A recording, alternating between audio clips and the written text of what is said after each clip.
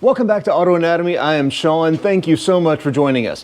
Where we left off on the last video, we had gotten the new rear suspension on it and got to take it for a little bit longer test drive, and we really noticed some pretty severe noise coming out of the back of the car. It sounded like the wheel bearings were just shot. I mean, listen to this. All right, so I've got the rear suspension all back together and just been trying to drive it around a little bit. I've really noticed that rear wheel bearing, at least one of them, is making a ton of racket. I think I found the noise. That's like the right rear wheel bearing is the one that's causing all the problems here. I picked up the phone and called Clark's Corvair in Massachusetts and ordered, what I thought was going to be right. I got, all new wheel bearings, and I got, seals and all that stuff. And started doing a little bit of research on it and found that it's not just so simple on these cars to replace the rear wheel bearings. It's really almost like putting in a ring and pinion where you've got to set the shims and you've got to set the backlash and preload and everything. It's really kind of complicated. To further make things even just more difficult, it says that a 20-ton shop press was barely strong enough to get the original wheel bearings off. And I sold my press when we moved here. So I looked around and see if anybody here locally would do it. Couldn't find anyone, and ultimately broke down and called Clark's up and picked up their complete rebuilt hub assemblies. So they have complete redone, new bearings, new seals, shims, everything that they will send you.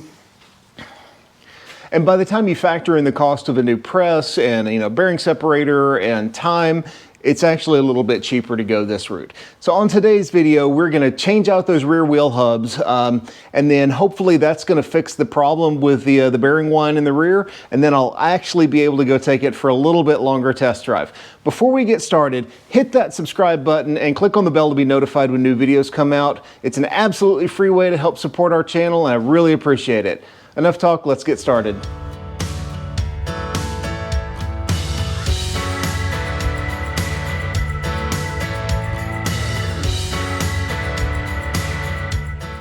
Now that the wheel's off, what we've got to do in order to get this hub off, we've got to get the brake drum off and basically take all of the brake hardware off again. I'm going to do my best to try and pull the wheel cylinder off without unhooking the hydraulics so I don't have to re-bleed it, but we'll just see how that goes. And then it's just going to be 4 nuts that hold on the hub to the control arm here, and then there's 4 nuts on the backside here that hold the U-joint to the yoke. So we'll start by getting the brake drum off, getting all the brake hardware off, take the U-joint caps off on the backside, and then hopefully this whole thing can just slide out as one big unit.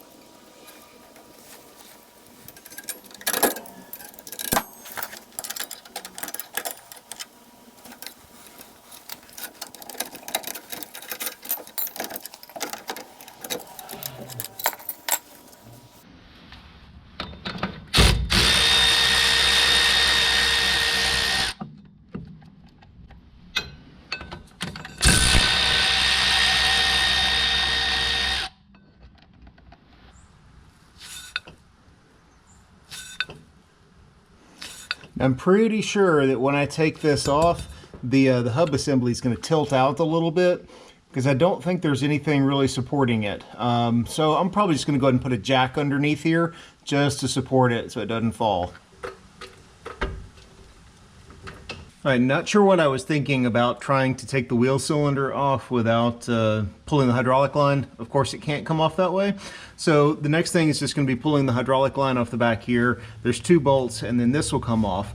And then that leaves us with, there's 4 nuts, 1, 2, 3, and 4. And you just rotate the axle so you can get a socket right through there, get to each one of those 4, get the U-joint caps off the back, and this whole hub assembly should be able to come right off. This has been maybe 10-minute job so far. All right, so the U-joint caps are off, the wheel cylinder is off. Now all that's left is just these 4 nuts here, and this whole hub assembly should, in theory, come right off.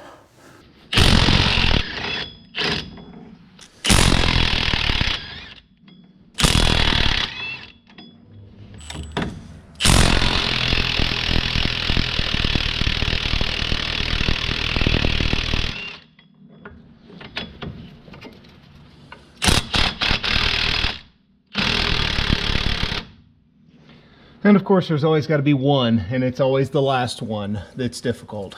This one's spinning, so let me see if there's a nut on the back side. All right, so here's the problem. Right there is a stud, and that's what's spinning.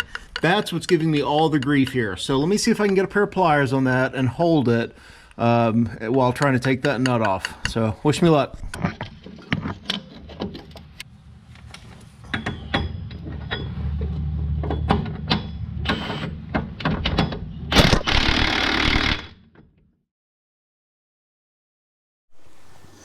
All right, so I fought with this thing for probably 30-45 minutes, and ultimately the stud broke off.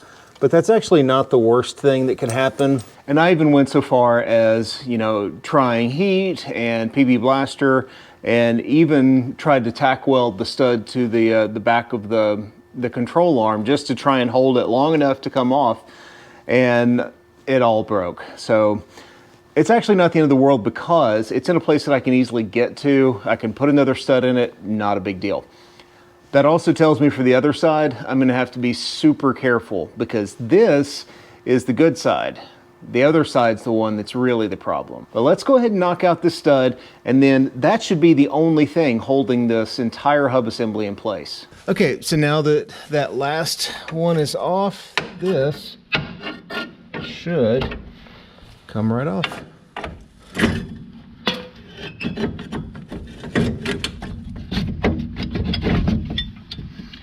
Oops, still gotta undo the parking brake cable.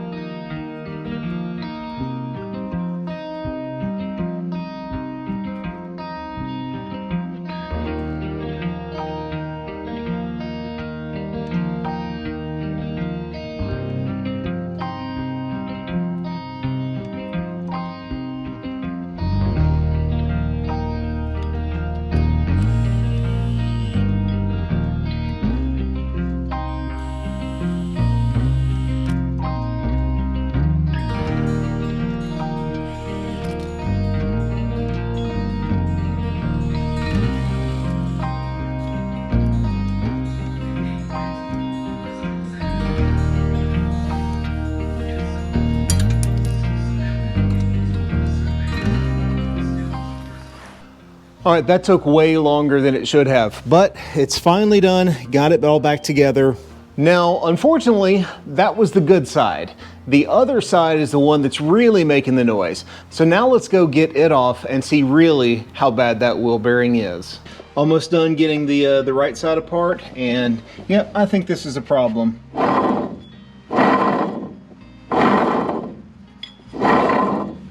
Got the old hub off on the bench, and just like with the driver's side, you can really see how dirty this is.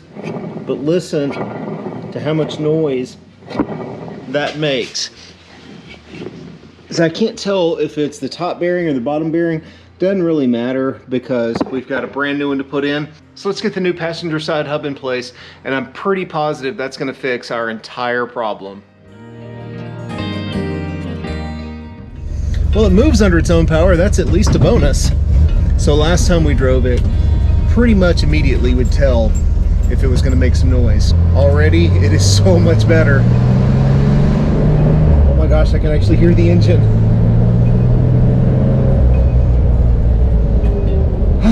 One more problem fixed. Now we get to go drive it for a little bit and see how it feels. Actually get some miles on it, you know. One of the problems before is I couldn't drive it for very long because I was so concerned about the wheel bearing giving out. On these Corvairs, there's a possibility that the wheel could come off if the wheel bearing fails, at least from what I've heard. So I didn't want to drive it for too long and really, risk that. But now it's dead quiet. So after driving it a little bit, I can already tell that there's a few other things that I'm going to have to work on. Number one is, you've probably noticed in some previous videos that it seems like there's an oil leak that's coming from probably the pushrod tubes. And it hasn't really been that big of a deal, but now that I'm able to drive it and it's getting cooler outside, what I don't want to happen is I don't want to have it cool outside, turn the heat on, and then blow all of that oil right into my face into the driver's compartment. So on the next video, I'm definitely going to have to work on replacing the pushrod tube oil seals. I'm also noticing that the shifter linkage is really stiff. From what I've read, that GM lined the shifter tube with paper, and then when it gets wet, it expands and makes it really hard to shift. Plus, with this thing being flooded, who knows how much dirt, mud, and rust and crap is down in that tube. So I've got a new shifter tube rebuild kit, but all of those things pale in comparison to the fact that it is quiet and I'm actually able to drive it again. Listen, if you like this kind of stuff, I'd appreciate it if you'd hit that subscribe button and click on the bell to be notified when new videos come out. It's a free way to help support our channel. It helps me know that you like this kind of content and you want me to keep going. Thank you so much for watching. God bless. We will see you later.